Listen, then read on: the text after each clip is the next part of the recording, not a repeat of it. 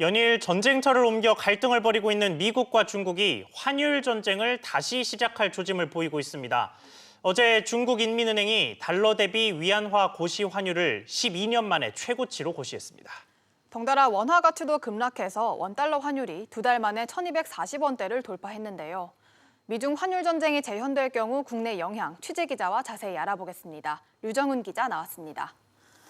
류 기자, 이 중국이 환율 전쟁 신호탄을 쐈다고요? 네, 그렇습니다. 어제 중국의 중앙은행인 인민은행이 달러 대비 위안화 고시 환율을 12년 만에 최고치로 제시했습니다.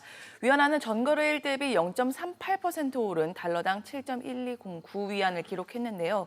이는 금융위기 당시 2008년 2월 28일 이후 12년 3개월 만에 최고치입니다. 달러 대비 위안화 환율이 올랐다는 건 그만큼 위안화 가치가 떨어졌음을 의미하는데요. 위안화 가치 절하 폭은 올해 4월 16일 이후 최대입니다.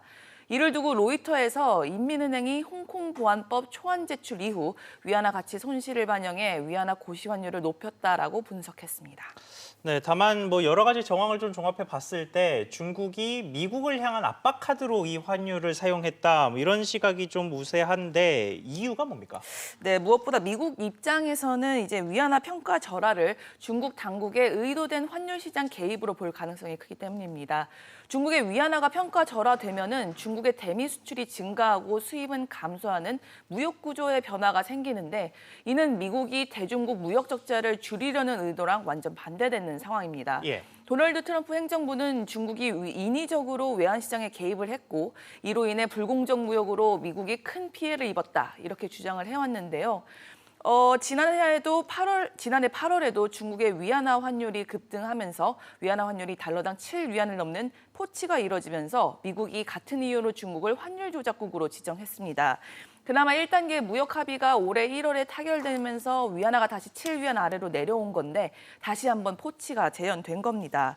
이를 두고 양국이 환율 이슈를 가지고 무역 전쟁을 벌일 수도 있다 이런 관측이 나오는 겁니다. 네, 그런데 이 위안화 절하가 예상하지 못했던 일은 아니라고요? 네, 중국 입장에서는 1분기 경제 성장률이 이제 마이너스 6.8%로 추락하면서 대응 방안이 필요했는데요. 경기 후퇴를 겪다 보니 위안화 약세를 통해서 수출을 확대할 필요도 있었고 게다가 1,000조 원대의 경기 부양책도 예고된 터라 통화량 증가라든지 재정 적자 확대로 인한 위안화 가치 하락이 어느 정도 예고가 된 상황이었습니다.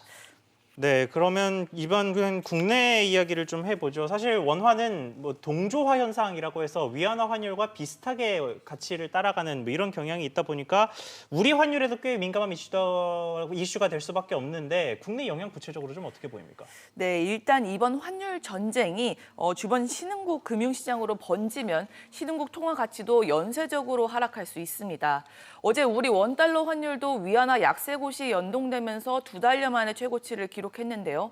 통상 위안화 약세는 원화 동반 약세를 불러오는데 원화 약세만 두고 봤을 땐 증시 80%를 차지하는 수출에는 호재입니다만 중국 경기가 둔화되는 국면에서 중국의 구매력까지 악화되는 상황에선 한국의 대중국 수출 둔화로 이어질 수 있어서 그다지 반가운 일은 아닙니다. 예. 게다가 이제 원화 약세가 가파르게 일어나면 환차손 우려 때문에 외국인 자본이 국내 증시에서 빠져나갈 수도 있다는 우려가 있고요.